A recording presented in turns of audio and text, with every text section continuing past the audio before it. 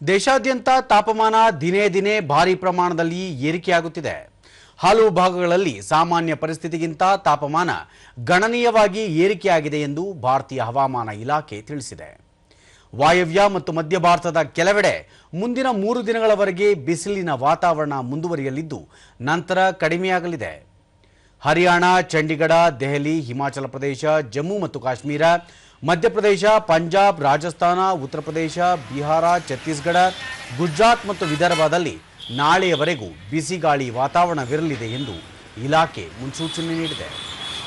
ಆಂಧ್ರಪ್ರದೇಶ, ಕೇರಳ, ಮಾಹೆ ಮತ್ತು ತಮಿಳುನಾಡಿನ ಪ್ರತ್ಯೇಕ ಪ್ರದೇಶಗಳಲ್ಲಿ ಇಂದು ಬಿಸಿ ಮತ್ತು ಆರ್ದ್ರ ವಾತಾವರಣ ಹಾಗೂ ಹರಿಯಾಣ, ಚಂಡೀಗಢ, ದೆಹಲಿ, ಛತ್ತೀಸ್ಗಢ ಮತ್ತು ಪಶ್ಚಿಮ ಮಧ್ಯಪ್ರದೇಶದಲ್ಲಿ ಇಂದು ರಾತ್ರಿ ಬೆಚ್ಚಗಿನ ವಾತಾವರಣವಿರಲಿದೆ ಎಂದು ತಿಳಿಸಿದೆ.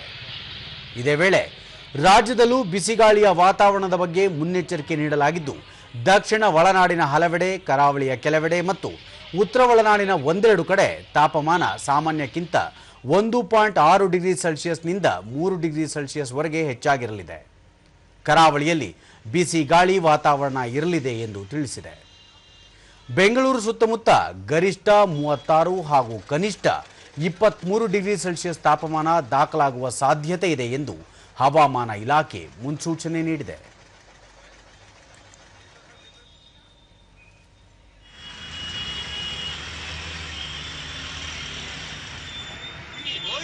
Data